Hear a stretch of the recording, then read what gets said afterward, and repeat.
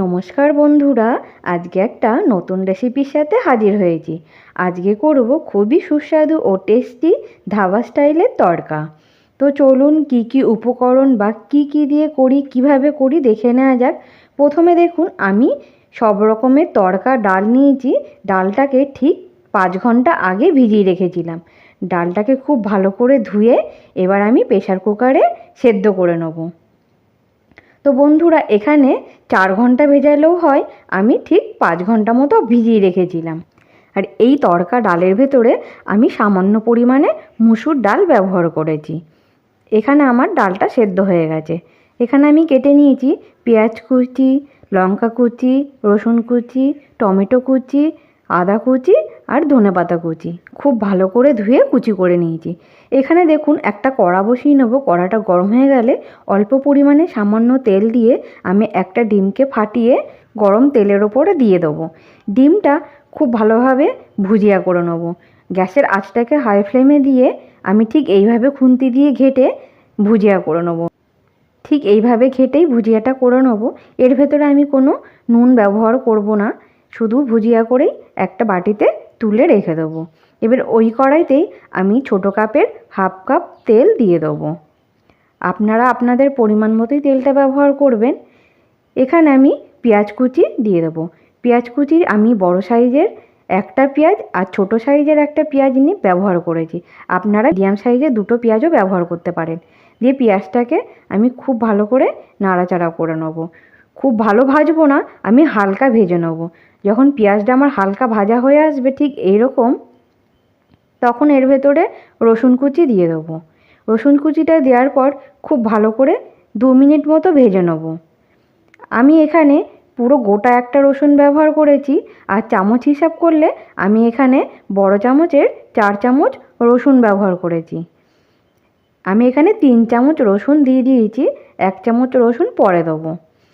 তো আপনারা দেখতে থাকুন। আর এখানে আমি আদা দিয়েছি ছোট চামচের 3 চামচ। তো আদাটাকেও খুব ভালো করে কুচি করে নিয়েছি। এবার আদা, রসুন ও পেঁয়াজটাকে খুব ভালো করে ভেজে নেব।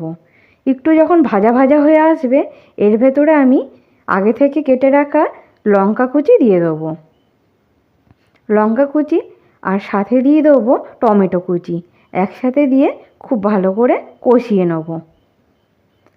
তো বন্ধুরা, এইরকম স্টাইলে একবার তড়কা করবেন, খেতে হয় অসাধারণ। এবার এই সব কটা উপকরণকে আমি খুব ভালো করে নাড়াচাড়া করে নেব। এখানে লঙ্কাটাকেও আমি খুব ভালোভাবে কুচি করে নিয়েছি। আপনারা যে যেরকম ঝাল পছন্দ করেন সেরকম ঝাল ব্যবহার করতে পারেন। এখানে আমি বড় চামচের 1.5 চামচ নুন দিয়ে দেবো। এখানে ছোট চামচ দিয়ে আমি দেখাচ্ছি, আমি দিয়েছি বড় চামচের 1.5 চামচ নুন ও ছোট চামচের 1.5 চামচ হলুদ ও বড় চামচের 1 চামচ হলুদও ব্যবহার করতে পারেন আপনারা। দিয়ে আমি এই উপকরণগুলোকে খুব ভালো করে কষিয়ে নেব, যতক্ষণ না সমস্ত কিছু খুব ভালোভাবে ভাজা হয়ে যাচ্ছে। এখানে বন্ধুরা, খুব ভালো করে আমার ভাজা হয়ে গেলে লাস্টে ধনেপাতা কুচিটা দিয়ে দেবো। আমি ধনেপাতাটাকেও খুব ভালো করে ধুয়ে এইভাবেই কুচি করে নিয়েছি। দিয়ে আমার সব কিছু কষানোর পরে ধনেপাতাটাকে দিয়ে আমি প্রায় 1 মিনিট মতো কষিয়ে নেব। এখানে 1 মিনিট মতো কষানো হয়ে গেলে আমি আগে থেকে যেই ডাল সেদ্ধ করে রেখেছি, এবার তড়কা ডালটা আদা, টমেটো, পেঁয়াজের ভেতরে দিয়ে দেবো। দিয়ে খুব ভালো করে 2 মিনিট মতো নেড়ে নেব।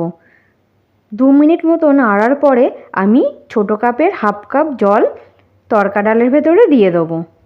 তো বন্ধুরা, এই পদ্ধতিতে করবেন আর এই তড়কা রুটি দিয়ে খেতে লাগে অসাধারণ। একবার গরম গরম তড়কা ও গরম গরম রুটি করে এরকম পদ্ধতিতে করবেন, দেখবেন খেতে হয় অসাধারণ। সমস্ত উপকরণগুলোকে আমি খুব ভালোভাবে মিশিয়ে নিয়ে এবার গ্যাসের আঁচটাকে হাই ফ্লেমে দিয়ে দেবো।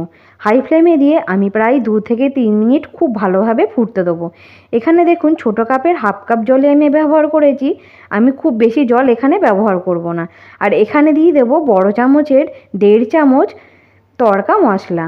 এই তড়কা মশলা আপনারা যে কোনো মুদি দোকানেই কিনতে পাবেন। তো এই তড়কা মশলা দিয়ে আমি খুব ভালোভাবে নেড়ে দেবো। নেড়ে ঠিক 3 মিনিট মতো খুব ভালোভাবে হতে দেবো। এই তড়কা মশলা দেওয়ার ফলে খেতে হয় দারুণ টেস্ট।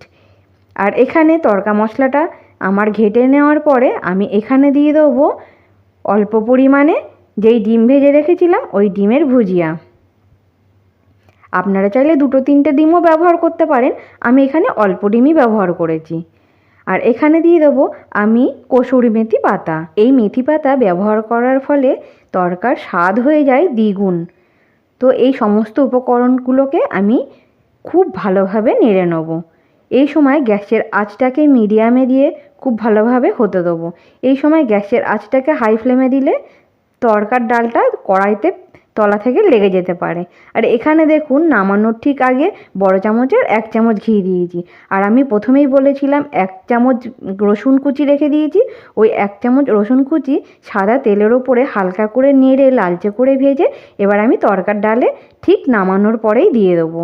এখানে গ্যাসের আঁচটাকেও বন্ধ করে দিয়েছি। এই রসুন কুচিটা দেওয়ার পরে পুরো একটা ধাবা স্টাইল ফ্লেভার আসে, খেতেও হয় অসাধারণ। দেখতেও কতটা সুন্দর হয়েছে, খেতেও হয়েছিল অসাধারণ।